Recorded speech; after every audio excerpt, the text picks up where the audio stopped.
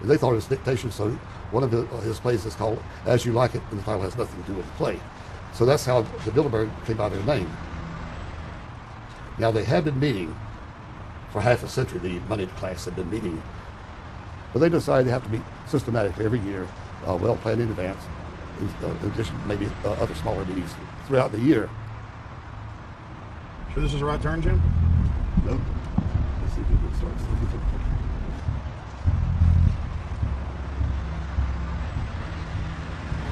This is the global government. They are setting the world agenda.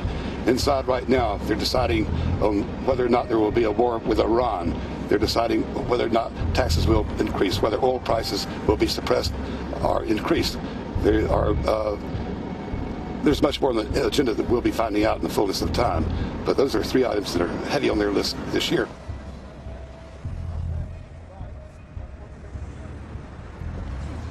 This is Jim Tucker, ladies and gentlemen. Yes. 27 years covering these crooks. Tucker, pleasure to meet The you. media said he was crazy, it didn't exist. Now we forced him. 120 of the world's most powerful men, heads of state from Europe, high officials, United States government, Treasury, White House, state, defense. They're setting the world agenda now. The reason they want secrecy is because they're doing evil. Evil is done under the cover of darkness. Good works are done in the sunshine. Hi, how you doing? Good. Get off the property, please. Well, Private Jim has some questions for you. I need you to move off the property, please. Okay. This is private property. Sure. It's a public sidewalk. Oh, yeah, we are cooperating. Thank you. Right onto the sidewalk. Yeah, there's no implication that we aren't Right onto cooperating. the sidewalk and stay there, please. Sure, yeah, thank you. Great. Jim has some questions for you. Again, I need you to stay right on the sidewalk. Yeah. Thank you very much. We actually checked with the city. The property line's actually right here. Also, That's good. Property line's actually right here.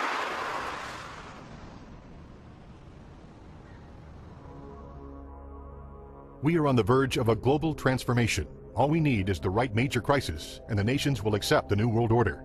David Rockefeller. It's David Rockefeller, and they're going black at the beyond the hotel, and they had no bodyguards. One of my friends shouted, "Hey, Rockefeller!" and he turned back, and he was afraid. My name is Rene. I'm from Manitoba. Drove about 26 hours to get here, just to show my that I'm against the Bilderbergers, just to fight for my freedoms, fight for my rights, make sure that my children can grow up in a free country.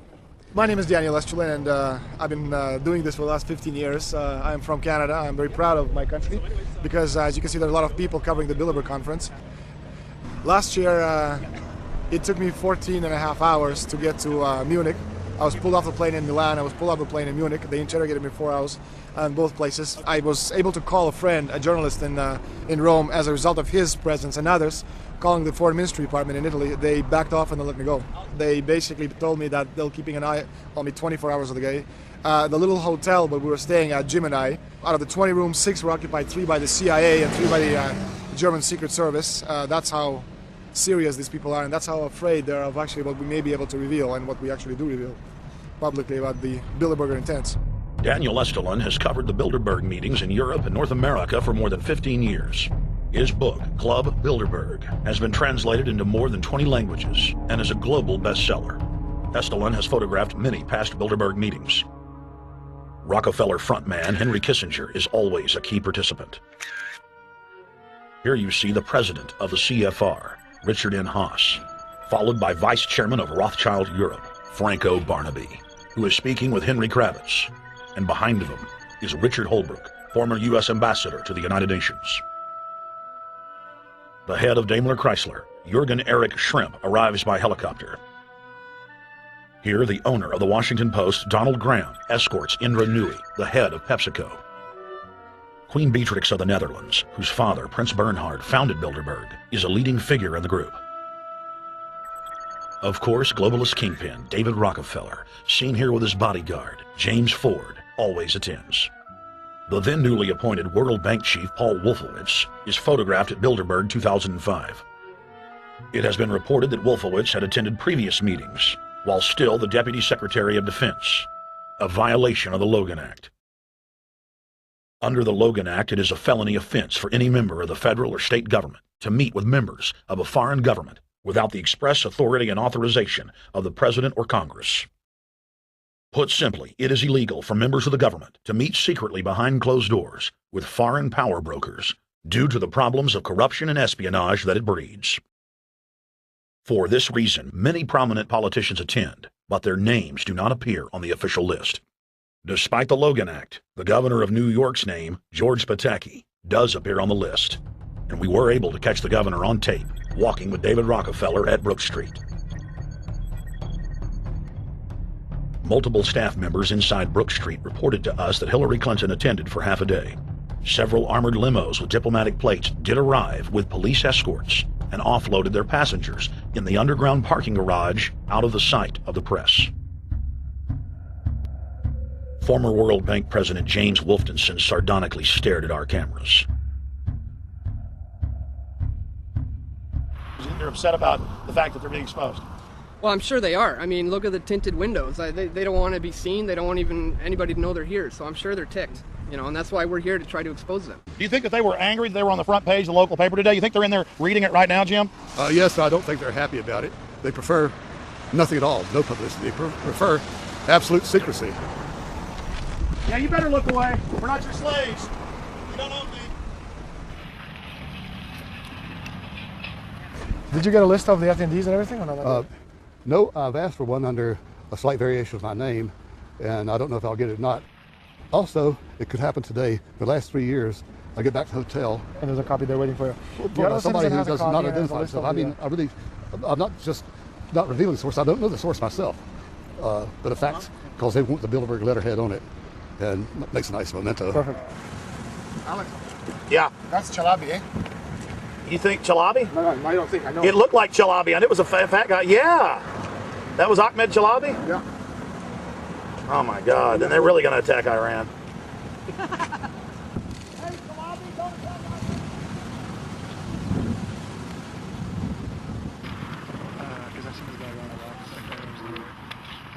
This guy is too president. Yes, just kind of Adrian Woolrich,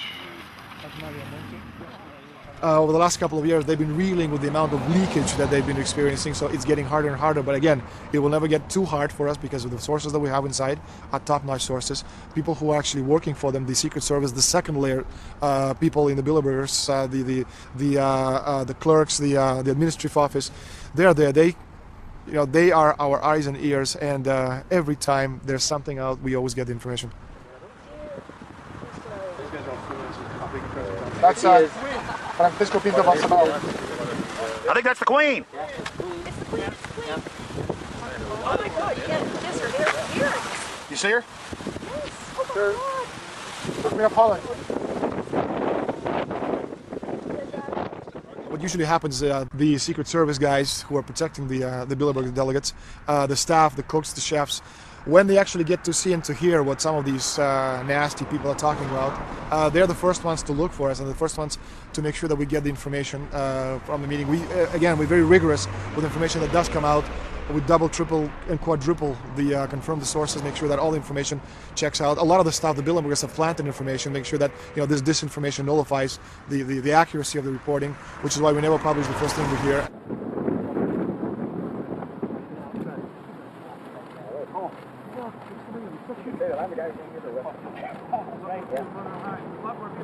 That looks like Rockefeller.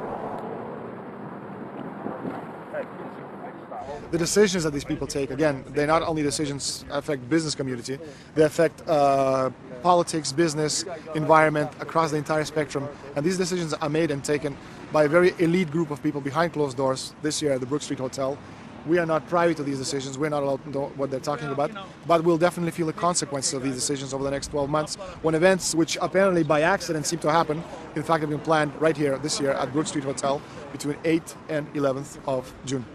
What does it do when you get 120 of the most powerful people in the world getting together to have meetings with government officials? I mean, that's amazing. Well, it is what I mean is that they're planning the corporate agenda. They're not planning the democratic human journey agenda, in my opinion. Mussolini had a definition, is when the interests of the corporation take completely over from all other interests, and that's fascism. He said it should probably be called corporatism. well, call it corporatism, call it fascism, call it neo-lib, neo-con. There's a whole variety of political words, depending on which side of the stripe you come from, to start with, which describes the thing. But what they are describing is the complete end of democracy, the end of what matters to people, the end of what happens to the human journey. And for that reason, I think this is revolting. Ladies and gentlemen, we're here in Canada today to stand up against the Bilderberg Group that is attempting to get rid of the sovereignty of the United States. The truth of your world government has now been exposed. We know you are ruthless. We know you are evil. To David Rockefeller, to the Rothschild representatives here, to the Queen of the Netherlands, to all of you, we tell you, you are not our queens. You are not our kings. You are not our gods. We do not belong to you. We are not your slaves. We stand as free humans, have stood since the beginning of time against the strong men, against the thugs, against the bullies. We will defeat your world government. We will defeat world taxation. We will defeat your control grid. God is on our side. I stand before the creator of the universe, and I ask the creator of the universe, as our founding fathers did in 1776, to lead, guide, and direct us, and to give us the power and the foresight and the understanding and the will to stand against your entire agenda, including your final plan of world population reduction of 80% that Henry Kissinger penned in 1973. Why do you put mercury in the vaccines? Sodium fluoride in the water? Why? Why do you put cancer viruses in the vaccines? Why have you used depleted uranium now in 4 separate nations? You're arrogant. You have the sickness that elites have had throughout history in their literal and, in some cases, figurative ivory towers. You believe that you're invincible. You will and you are failing now. Your New World Order will fall. Humanity will defeat you. The answer to 1984 is 1776.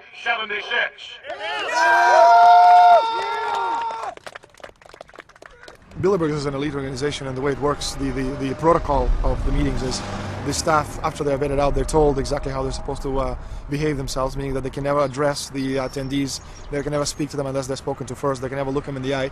They have to approach them from the right side, the people who are right-handed, and from the left side, the people who are left-handed. They can never look them straight on, and needless to say, all the information that is being spoken during the conferences is under no circumstances allowed to come out. That's what they're told. They're threatened with not being able to find another job anywhere in the sector if they reveal any information to the press.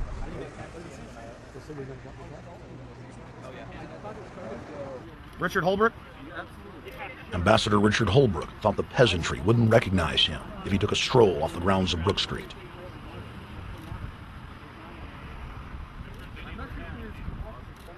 Holbrooke cackled when I told him that we were not his slaves. Holbrooke, we're not your slaves, Holbrooke!